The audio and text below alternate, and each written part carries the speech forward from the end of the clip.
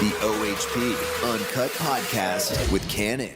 Hey, it's Kannon with a K. You're not going to believe the interview you're about to see. One of the strangest interviews I've ever done, just because of where I had to do it. I was in an Uber in Atlanta where traffic sucks on the way to interview Billie Eilish, and I ran out of time. We were stuck in traffic. So I had to hop out at a CVS and connect to my hotspot. That's why the video sucks. And interview Billie Eilish on Zoom in a CVS parking lot beside a dumpster. Yes, Billie Eilish beside a dumpster. The girl who has sold 23 million digital singles, 5 million albums, new music on the way. We talk about the fragrance that's taken the world by storm. She's a superstar.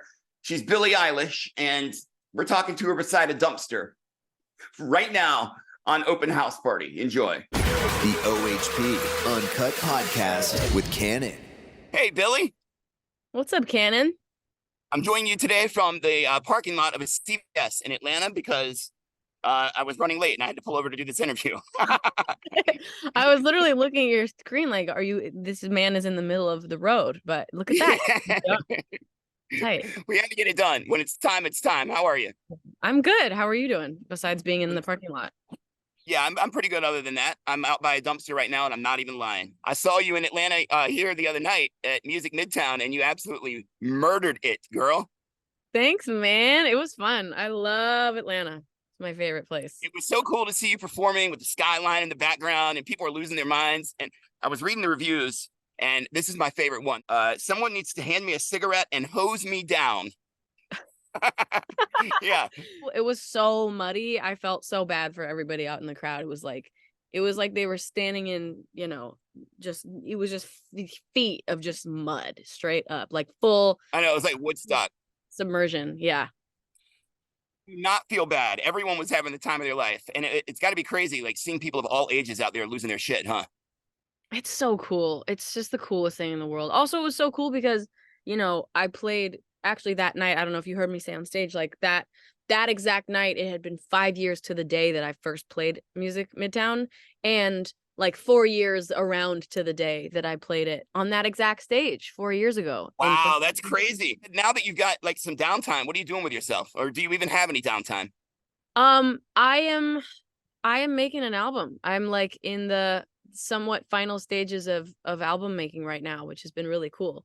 Phineas and I are just like hanging out, making food, playing pickleball, and making an album constantly. So it's been a vibe. It's like, it's a good time right now. But yeah, I've just been working, making music, coming up with ideas, and just like trying to just hang out and like live my life. I feel like I've been pretty sequestered for the last like 6-7 years of my life, and I feel like I want to live a little more. So I'm opening myself up to more experiences in the world, How has like the creative flow been? I know you went through a little slump and you kind of came out of it when you made the song that we're about to play here in a second. But how's the creative flow been recently? And when you do get in a slump like that, how do you get yourself out? Is there really any way to mentally like get out of that?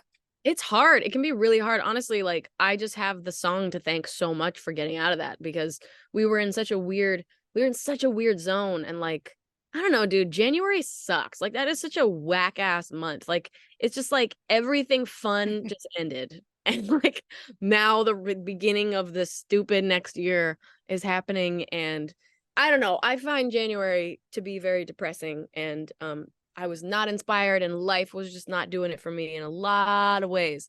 And I don't know, I was just like really nervous. I was like, damn, am I like never going to come out of this like weird funk? And thank God for this song and the inspiration that it gave me, because it really opened me right up. And right now, like I don't know, the creative stuff is like it's been real. It's been good. We've kind of like, we hit our stride a couple months ago, and I've just been ever since just like making stuff. And like right now we're in the stages of the album of like bringing everything together and just making it feel like one piece of like work and art. And it's been really cool. I'm really excited about it. I can't wait to hear the entire thing. Let's talk about your fragrance. Let's sell a little more perfume before you go, Billie. I just bought some for my daughter for her birthday.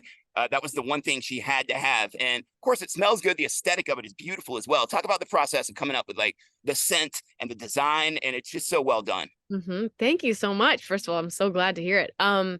Well, fragrance has just been like something I've loved for my entire life, and just anything scented is just my shit. Like that's just something I've always loved very, very much. And I never thought it would be a reality to make my own fragrance. That's just something, such a pipe dream in my head.